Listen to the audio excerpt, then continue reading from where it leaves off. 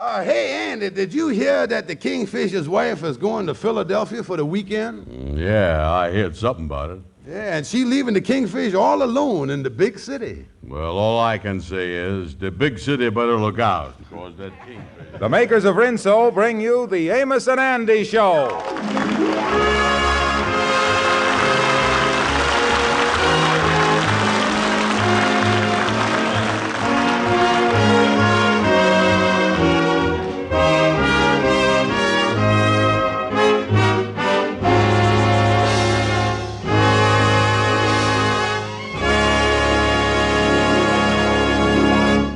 Philadelphia is a wonderful city to most people, but not to George Kingfish Stevens. His wife's relatives live there. And as we join Kingfish and Sapphire now, they are at Pennsylvania Station, where Sapphire is about to board a Philadelphia train for a 3-day family reunion to celebrate her Aunt Emma's wedding anniversary. The Kingfish has come down to see her off.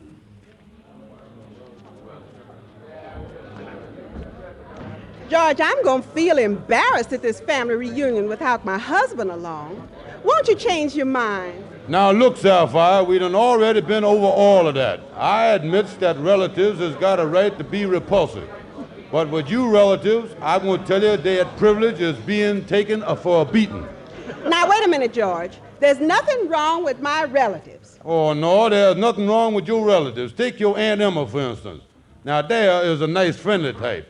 She got all of the personality of an ingrowing toenail.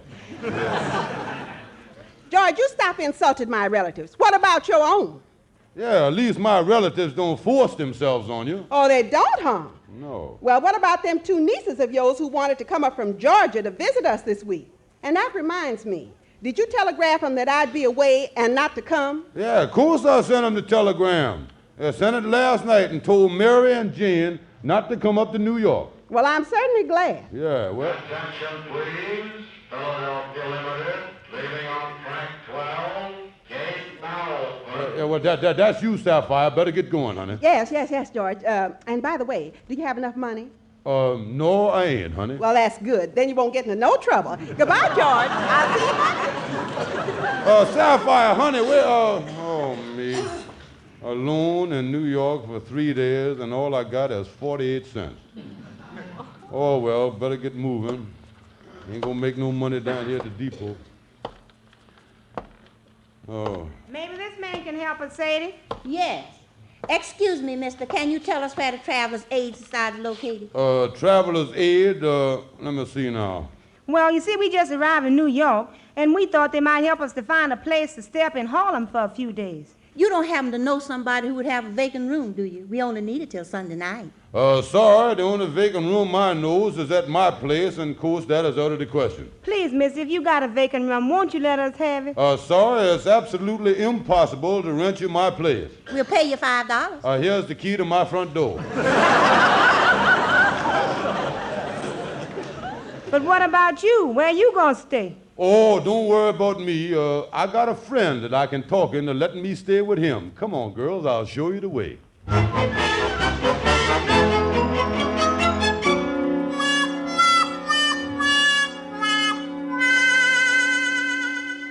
Now, Brother Andy, we are supposed to be friends, and so far, we ain't been making the most of it. We ain't, huh? No. You know, we ought to get together, and we ought to know each other better. We ought to be visiting with each other. Yeah, well, you was here visiting with me now, and we're still friends, ain't we? Wait a minute, though, Andy. The kind of visiting I'm talking about ain't just the sitting kind of visiting. It's the sleeping kind. Yeah, Andy, old pal, how about me and you having a pajama party? Just to do it. Oh, sure, that's all right. With Sapphire away for the weekend, I'd be glad to come over to your house and sleep with you. Now, hold on, Andy. What I had in mind was sleeping at your place. See? Oh, no, you don't, Kingfish. When you sleep with me, you twist and turn. Your feet end up where your head ought to be. Not only that, I remember the last time you stayed with me. You dreamed you was riding a bicycle and you pedaled all night. Yeah, well, what's wrong with that? What's wrong? You was using my ears for the pedal. Oh, no, Kingfish, there ain't a chance of you staying at my place. Well, Anna, look like I better tell you the truth, son. Look here, I done rented our apartment to a couple of gals till Sunday night for $5, and I gotta stay at your place. And I tell you the truth, I'll give you $2.50. Where's our pajamas? Wait a minute. Hello, Amos. Hello. Well, hello there, fellows. How is you? Hello there, Amos. Sit down, son. I thought I'd find you here, Kingfish. This telegram just came for you over to Lodge. I thought I'd drop it by here. Telegram, huh? I wonder who that could be from. Let me see here. From Sapphire.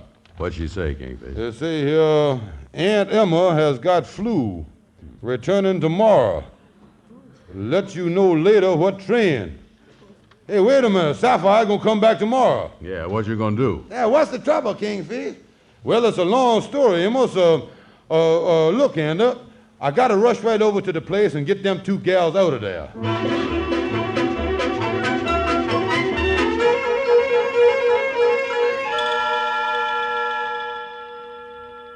Well, I'm telling you now, Mr. Kingfish, we ain't gonna get out of here. Yeah, well, I just done told you the jam that I was in. You gotta get out. We ain't moving out for you or nobody else. That's right.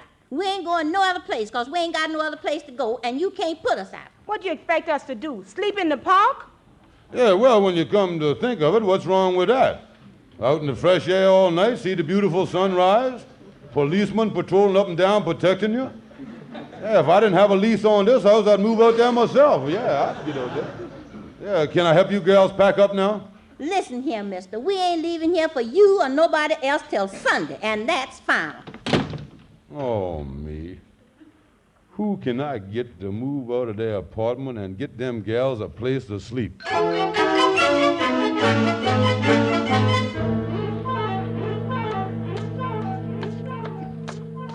Well, hello there, Shorty. Glad you ain't got nobody in the barber shop here today. Hi, Kingfish.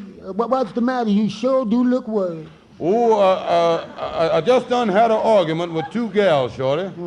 Yeah, I in plenty of trouble, and you is the man that can help me. Yeah, well, I'll be glad to do. I'll do anything I's your friend. You can count on. You don't have to. I ain't got a dime. No, listen, it ain't got nothing to do with money, Shorty. You see, my wife done left town for the weekend. And I went ahead and I done rented our apartment to two gals while my wife was gone. Now, the only thing is, my wife coming back unexpectedly, and I can't get the gals out. Yeah, well, nothing can happen. Everything's gonna be all right. Yeah, there's no need to worry. You don't have to worry about you heading for the hospital. Yeah, well, that's what I'm trying to stay clear of at the minute, you see. I was just up to see these gals, and they won't budge from my place unless I get them some other place to stay. Now, how about you moving out of your place? Yeah, no, nothing doing, Kingfish, nothing doing. You mean that you ain't gonna give up your place? Yeah, that's right, Kingfish. I just can't do it. Yeah, well, how is I gonna get them gals out of my apartment if I can't find another place for them to live? That's what's got me. Yeah. Well, tell me this. It ain't got nothing to do with the OPA, is it? The OPA. Say, wait a minute, Shorty. You done give me an idea here. Say, tell me this. Just what does the OPA do? That's what I want to know. Well, yeah. Well, the OPA does what the OPA does. You see, they take the house. I mean, they take the rent. They figure the rent. You know the house that you live in. You see. And what the OPA do is the house in 1942 is what they you see what they do what they do is nobody knows and nobody knows. You see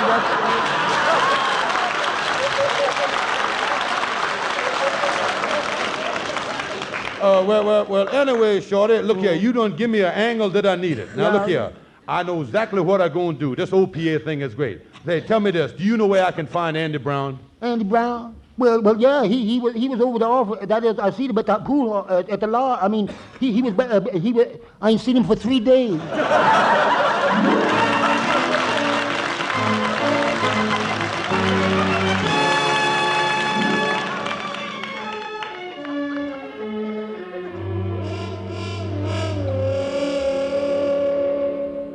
Kingfish, this is the craziest idea that you ever thunk up. But, Andy, it's my only chance to get the gals out, and you got to do it for me. Oh, listen, Kingfish, I can't go up to them gals and tell them that I is a official of the APO. Andy is OPA. Oh. Now look, Andy, all you gotta do is to be a cold-blooded guy with a glassy stare in your eyes. Oh, you mean like the fellas behind the cigarette counters? Oh, no, you don't have to be that cold, Andy, no. Yeah, but you got the idea. Yeah, well, I don't know whether I ought to do it or not, Kingfish. Oh, Andy, it's simple. Just do it the way the real OPA men's does it. Well, what do they do? Well, you just goes up to the house there. You is official, and you got an official notice in your pocket showing that the gals is evicted out now. Oh, wait a minute. Where does I get that notice? Well, now, let me see. We got to fix up one. We got to get something that's official looking. Like what? Well, say, wait a minute. I got it, Andy. Yeah? Look here. It just so happens that me and Sapphire's marriage license is here in my desk drawer. We'll change the words on that. Yeah, but listen, don't you need your marriage license to show that you was married? Son, I carry scars for that purpose.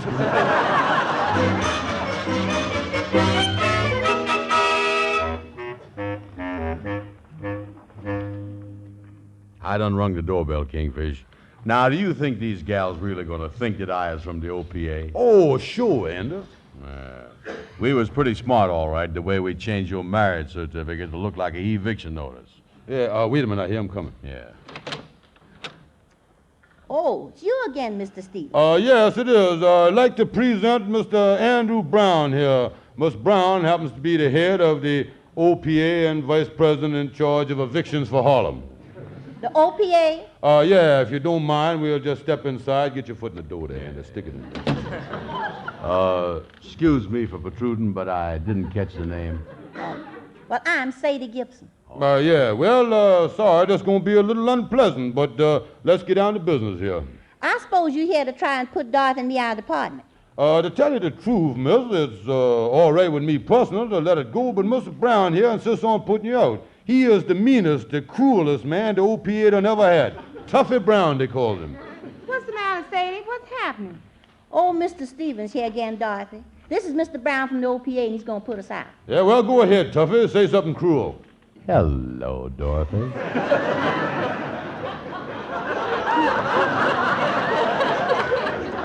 Look here, Mr. Brown. We made a bargain, and we paid our rent. Now, how can the OPA put us out? Yeah, they can't do that to us. Wait. Before Mr. Brown loses his temper here, I better read you this eviction notice. Give it to me, Miss Brown. Yeah, Here you is. Yeah, now see here, listen to this carefully, girls. Be it known to the parties concerned that we is gathered here today to join in holy eviction from these premises. Sadie Gibson and Dorothy Hall, who is of legal age and who is united as roommates in the premises of George Kingfish Stevens, and by the power vested in the OPA, they says that the above gal swears to love, honor, and obey this notice, and as tenants is hereby pronounced null and void, unquote. Well, Dorothy, I guess this means we got to get out. Yeah, but where can we go? Where can we go? How about going to the Orpheum Theater with me? Yeah, with that triple feature bill they got over there, you could stay there till almost Sunday. Well, the least you could do is give back our rent money. Yeah, that's right. Now, wait a minute, Andy, I done spent that. There ain't nothing in the OPA eviction notice about giving back money. Now, hold on, Kingfish. How can you be so cruel and heartless with these two poor, homeless, beautiful little gals? Oh, now, Andy. Now, don't Andy me. As the head of the OPA, I hereby orders you to give back the money to these little gals. At least enough to pay our way to the Orpheum. Oh, now, look here, Andy. We got to get them out of here. Now, let's not run this OPA thing into the ground. I'll get it. Yeah. Hello? Hello, is this, wait a minute. Is this the Stevens residence? The Stevens residence. Well, wait a minute. Give me that phone. Wait a minute. Hand me that thing. Hello? Hello, is that you, George? Yeah, well, Sapphire, yeah, just thinking about you, honey. Say, George, who was that gal that answered the phone? The gal that answered the phone, the gal that answered the phone, that's one of my nieces from Georgia, honey. Yeah, one of my two nieces, that's exactly what it was. Seems they never got the telegram not to come. Oh, your nieces. Well, as long as they're coming, I'm stuck with them. Tell them I'll be home in about 3 hours. I'm catching the noon train. Yeah, well, I'll meet you at the Pennsylvania station, honey. Goodbye. Sapphire, huh? Yeah, and... And now she thinks that these two gals is your nieces, huh? Yeah, now look, say, gal, I suddenly got a brand new proposition for you. That was my wife on the phone, and she coming back from Philadelphia. Now, so you can stay here till Sunday if you just will pretend you was my two nieces, Jane and Mary. Now, wait a minute. Pretending we is your nieces is only going to get us into a family brawl. You're right, Sadie. We'd be taking too big a chance. Come on, let's pack and get out of here. Oh, now, hold on, gals. Look here, you gotta stay, please. Now, please, I gotta have two nieces. The answer is still no. We is leaving. Well, now, and I'm really in trouble. If Sapphire don't meet two nieces when she get back here, she really gonna be suspicious. Andy, you gotta help me. Wait a minute, Kingfish. It was bad enough playing the head of the OPO, but I'm telling you right now, I ain't gonna play no nieces.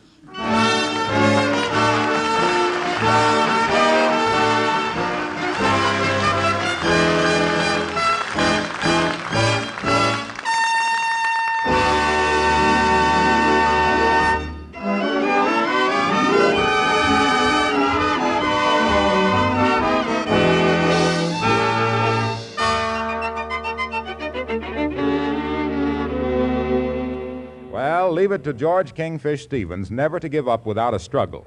Since he told his wife Sapphire that the girl who answered the phone was one of his two nieces from Georgia, he was faced with the problem of producing them if he expected Sapphire to swallow his story. And how did he do it? Well, he got his friend Andy to get two other girls up to the Stevens apartment to impersonate Jane and Mary, his nieces. And as we join him now, he is at Pennsylvania Station with Amos, awaiting the arrival of Sapphire from Philadelphia. Say, look, Kingfish.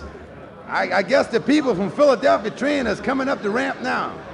Yeah, and I certainly hope that Sapphire believes this thing I done cooked up for her. Yeah, well, I don't know, Kingfish. Personally, I think that you was doing the wrong thing trying to palm off some fake nieces on her. Well, not if I can get away with it, I ain't, and I thinks I can. Just before we come down here, Amos, I phoned Andy, you see. He say he got two gals in the apartment. Now, I ain't seen them yet, but he say he got them all rehearsed and everything. The thing really look foolproof. Yeah, but I bet you ain't gonna fool Sapphire none. Quiet, Amos. Here come the battle axe now.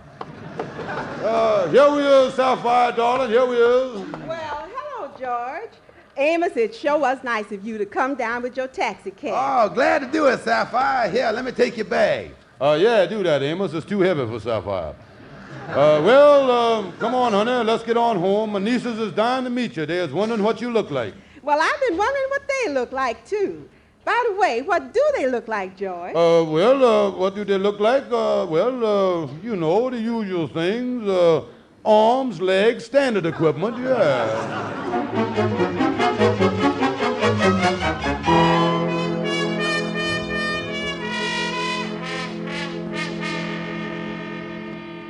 Well, George, so these are your two nieces. Ain't you going to introduce me? Oh, yeah, honey, introducing you right now. Now, this one right here is, this one. Yeah, Sapphire, this one is Mary, and this one is Jane. Hello, Sapphire. Like I told you, in Amos's taxi on the way up here, the gals unexpectedly got called back to Georgia, so they better get going now, I think. Yeah, come on, nieces, come on. Oh, wait a minute. There's still time for us to get acquainted here a little before they catch the train. You know, girls, I was just thinking, for sisters, y'all don't look nothing alike. Yeah, well, I can explain that to you. You see, not looking nothing alike kind of running the family. Yeah, even their father and mother don't look nothing alike. You know. Ain't that right, gal? That's right, Sapphire. Yeah. Just thinking, Anna, maybe we better get the two nieces started for the depot.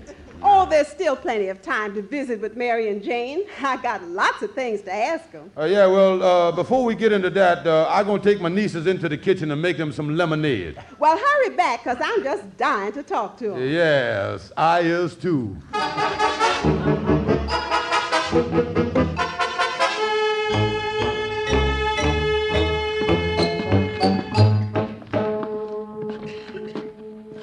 Wait, Dorothy. Before we ring Mr. Stevens' bell, let's get our story straight. Listen, Sadie, I still think we's going to get into trouble coming back here to pretend that we's his nieces. Well, he begged us so much after that phone call from his wife, we can't leave the poor man in a spot like this.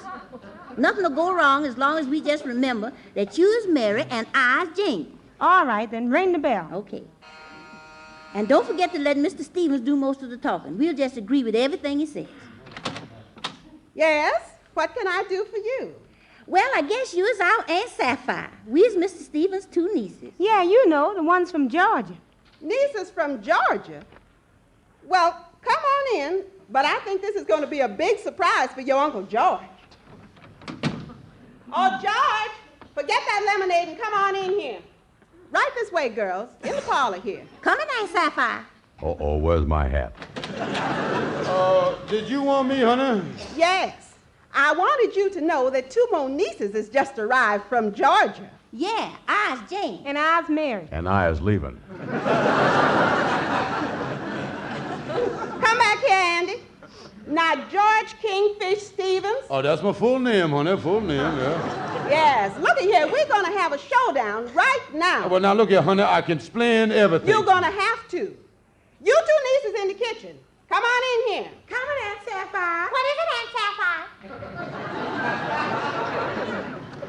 Look here, George, how is it that after all these years you've been telling me you got two nieces, you all of a sudden comes up with four of them? And this better be good. Well, now, tell you what. Now, listen, honey, baby. Let's go easy with this. Now, let's take the thing two nieces at a time. Now, take these two nieces here first. They is the daughters of my sister Genevieve, ain't you, gal? That's right, Aunt Sapphire. And what about the other two? Yeah, well, I just come into them now. They is the daughter of my other sister that I ain't never told you about. That's right, Aunt Sapphire. What other sister, George? What's her name? Yeah, her name. You know, I never could remember her name, and that's why I ain't never told you about her.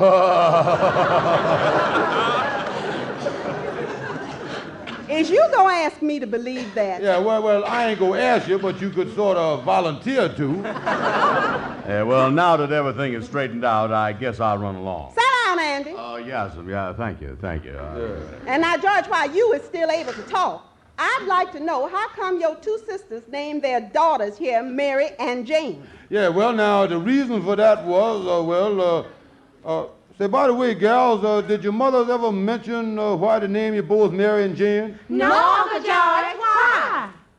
Yeah, well, Sapphire, any more questions you want to ask the gals there? Look, George, you ain't getting away with this. For the last time, Yeah, I'll get it, honey. No, you won't. Everybody stay where you is. Yeah. Well, what do you two want? We's Uncle George's two nieces. Yeah, I's Mary and she's Jane. Two more nieces, huh? All right, come on in and line up with the rest of them. Right in here, girls. Uh-oh, Andy, these is my real nieces. Kind of crowding up on us, ain't they? Yeah. Well, George, now you has got yourself 6 nieces, all named Mary and Jane. Honey, look like nieces got a run in my family, don't it? Speaking of running, that give me an idea. Wait a minute, Andy, wait a minute. Now listen, honey, take it easy. Stay where you is, will you? George, come out from behind them nieces. Oh, sweetheart, honey, put down that desk lamp. Think what you might do with it. All right, then, you nieces. Step out from in front of him. Yes, Aunt Sapphire. Sapphire, please, I'm begging you. And now, Andy, what has you got to say? Could you lend me $3 to take all these nieces to the Orpheum?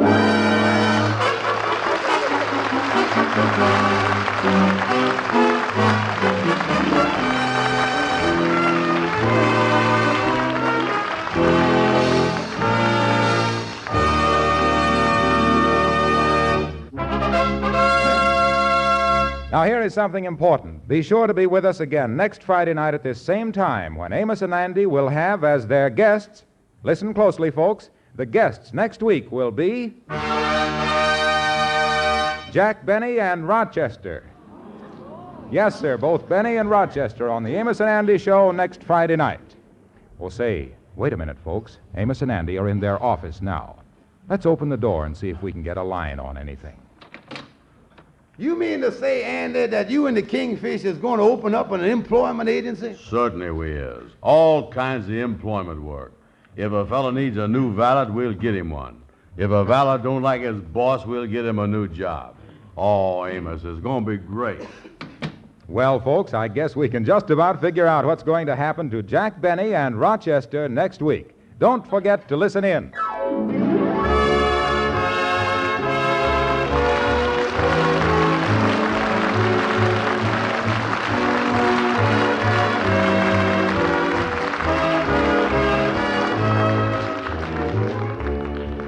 This program is broadcast to our armed forces everywhere. This is Harlow Wilcox, and before I say goodnight to you, for all of us, here's an important reminder. The Japanese still control lands from which we used to import 1 billion pounds of fats a year. That simple fact should persuade you of the absolute necessity of saving every drop of used kitchen fat and turning it in to your butcher. He'll pay you for it and give you 2 red points for every pound you turn in.